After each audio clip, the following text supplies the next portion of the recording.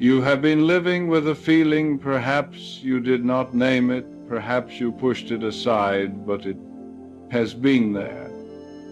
A quiet dread that things will not work out, that the good you desire will somehow pass you by. That disappointment is more likely than blessing. And I tell you now, this feeling is not a prophecy. It is a prayer. Every expectation you hold is a silent instruction to your subconscious mind. When you expect failure, you are not protecting yourself from hurt. You are programming the very instrument that creates your experience. The subconscious does not argue with you. It does not say, "Are you certain?" It simply accepts what you persistently feel as true and begins to arrange circumstances, thoughts, and actions to match that inner picture. This is why two people in the same situation can experience entirely different outcomes.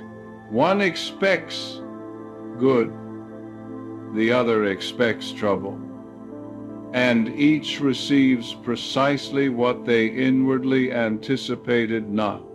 Because fate is kind to one and cruel to the other, but because expectation is the creative force that molds reality.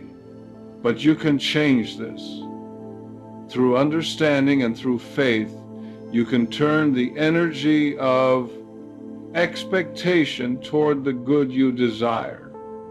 And when you do, you will discover that your subconscious mind is as faithful in producing harmony as it ever was in producing discord.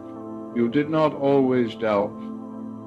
There was a time when you expected love, when you believed your needs would be met, when you reached for things with confidence. But then something happened, a disappointment, a loss, a moment when life did not unfold as you hoped. And in that moment, you made a decision. You decided it was safer not to hope too much, safer to prepare for the worst, safer to expect less, so you would hurt less. This was an honest response to pain. But it was based on a misunderstanding. You believed that by expecting trouble, you could protect yourself from it. In truth, you were inviting it, because expectation is not passive observation, it is creative engagement. The subconscious mind takes the emotional tone of your thoughts and reproduces it in your outer world. When you expect difficulty, you do not merely predict it, you participate in its formation. I have seen this in countless lives. A man expects to be overlooked at work, and so he shrinks in. Meetings, speaks hesitantly, presents himself as uncertain, and he is overlooked. A woman expects her health to decline, and so she interprets every sensation as a warning, dwells on illness, saturates her mind with fear, and her body responds. A young person expects rejection, and so they approach others with guardedness, suspicion, defensiveness, and they are rejected. They believe they are simply being realistic. But realism, as most people practice it, is nothing more than the habit of negative expectation dressed in the language of wisdom. You see, the subconscious mind does not understand irony. It does not know the difference between what you fear and what you desire. If both are felt with equal intensity, It responds to feeling, to belief, to the persistent tone of your inner conversation. If you spend your days imagining what might go wrong, rehearsing disappointment, bracing for bad news, you are giving the subconscious a very clear instruction, and it will fulfill that instruction with perfect fidelity. This is not punishment. This is law. The Bible tells us, as a man thinketh in his heart, so is he. Not as he wishes, not as he hopes in a vague and distant way, but as he thinks, as he feels, as he inwardly accepts. Your expectations are the sum total of what you believe life will bring you, and what you believe you experience. Think of a moment in your own life when you truly expected something good, when you anticipated a joyful outcome with quiet certainty. Perhaps it was a reunion with a loved one, a letter you were sure would arrive, a venture you knew would succeed. Do you remember the feeling? Not frantic hope, not desperate wishing, but calm assurance. You simply knew. And when that knowing was present, the thing came to pass. That is the energy of positive expectation. It is not wishful thinking. It is creative faith, and this is where understanding becomes demonstration. The subconscious mind is neutral. It has no preference for success or failure, health or illness, joy or sorrow. It simply takes the dominant impression you give it and brings it into form. If you impress it with expectation of good, it produces good. If you impress it with expectation of lack, it produces lack. This is not favoritism. This is function. You are the gardener of your own consciousness. Every thought is a seed. Every expectation is a command to the soil of your subconscious. If you plant seeds of worry, you will harvest anxiety. If you plant seeds of confident expectation, you will harvest fulfillment. But here is what most people do not understand. The subconscious responds not to your surface wishes, but to your deep convictions. You may say, I want success. But if inwardly you expect failure, the subconscious will honor the deeper belief. You may say, I desire health, but if you spend your hours imagining symptoms and rehearsing decline, the body will respond to the mental picture you persistently hold. This is why affirmations alone are not enough. You must go deeper. You must change the feeling beneath the words. You must cultivate the inner certainty that what you desire is already yours in consciousness, and that the outer manifestation is simply the natural result of that inner conviction. Let me give you a practical example. Suppose you are seeking employment. You have applied, you have interviewed, and now you wait. What do you do in the silence? Do you pace with worry? Do you imagine rejection? Do you rehearse what you will say when the bad news comes? If so, you are working against yourself. Instead, practice this. Close your eyes and feel the relief the satisfaction, the gratitude of being employed. Do not strain to make it happen. Simply rest in the feeling as though it has already occurred.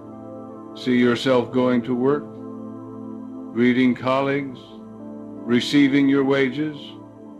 Let the feeling become natural, easy, accepted. Do this not once, but regularly, morning and evening, until the expectation of employment becomes as familiar as the expectation of sunrise. The subconscious will respond to this persistent impression. It will guide your thoughts, sharpen your intuition, direct your actions, and arrange circumstances in ways you could never consciously orchestrate.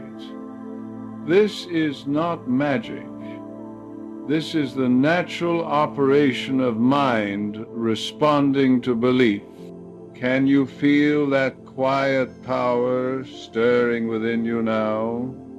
The same principle applies to every area of life.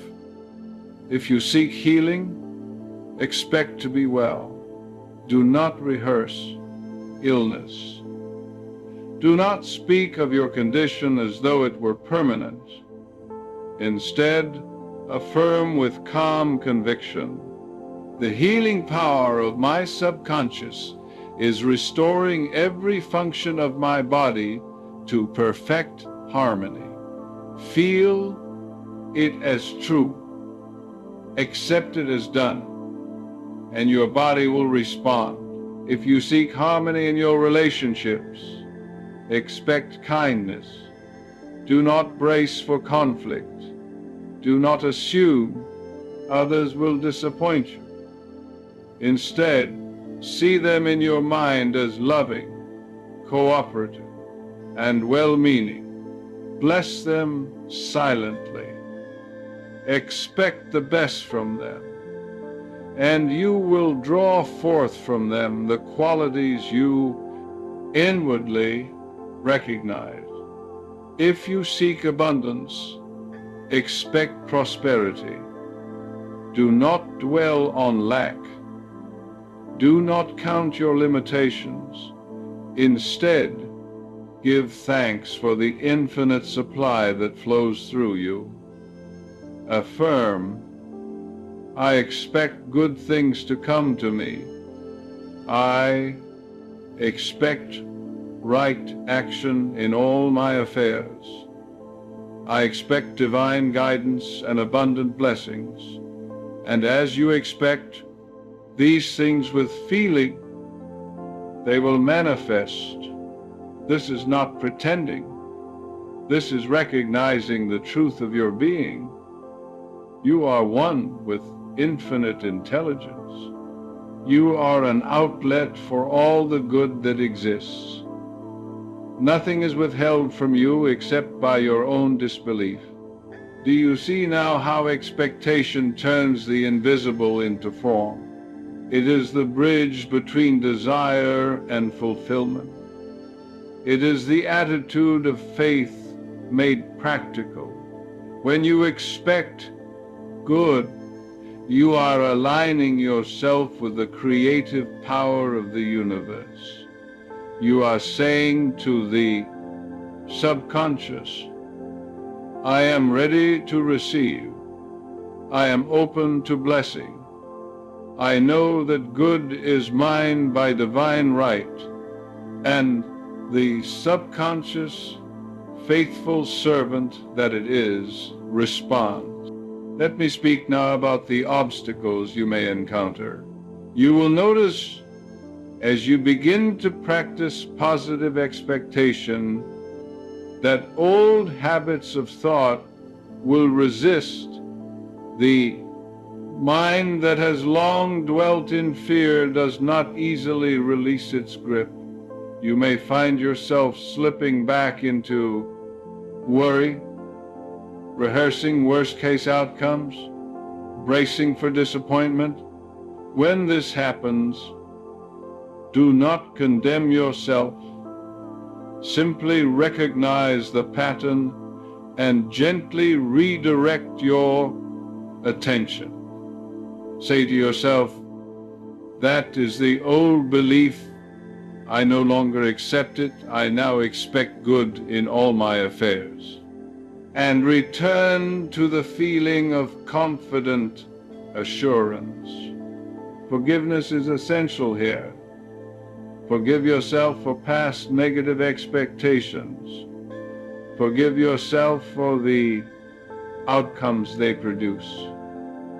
You did not understand the law. Now you do. And understanding is the beginning of transformation. Also, you must guard your speech. Words are the vehicles of thought. When you speak of trouble, you reinforce the expectation of trouble. When you speak of lack, you deepen the impression of lack. Learn to speak only of the good you desire. If someone asks how you are, do not catalog your difficulties. Simply say, I am well. I expect good things. This is not dishonesty. This is alignment with truth. And be patient. The subconscious mind works according to its own timing. It may manifest your good immediately, or it may take days, weeks, even months. But if you persist in the feeling of expectation, the result is inevitable. The seed you plant must grow. It is law. Think of a farmer. He does not plant a seed and then dig it up every day to see if it has sprouted. He plants it, waters it, and trusts the process. He expects the harvest because he knows the law of growth. You must do the same. Plant the seed of positive expectation, nourish it with faith, and trust the law of mind to bring it into manifestation. What you accept inwardly, you experience outwardly. And so I leave you with this. You are not at the mercy of circumstance. You are the master of your inner world. And the inner world creates the outer. Every moment of every day, you are sending instructions to your subconscious mind through the tone of your thoughts and the quality of your expectations. Expect good. Expect guidance. Expect healing. Expect abundance. Expect harmony. Not with strain, not with desperation, but with the calm assurance that comes from understanding you are one with the infinite. You are a channel for divine good. Nothing can prevent your good from reaching. You accept your own disbelief. Begin today. Choose one area of your life where you have been expecting difficulty and change your expectation. Feel the relief of knowing it is already resolved. See it in your mind as accomplished. Give thanks for it as though it were done. And let that feeling become your habitual state. The subconscious is the servant of belief. What you impress upon it, it expresses through you. Impress it with faith, with positive expectation, with quiet confidence, and watch as your world begins to reflect the good you have accepted within. You are never alone in this. The infinite intelligence that created you sustains you. It knows your needs before you speak them. It desires your good even more than you do. Trust it. Expect from it. Open yourself to its boundless generosity, and you will discover that life is not a struggle, but a graceful unfolding of the good you inwardly accept. Go now in peace. Expect the best, and the best will come to you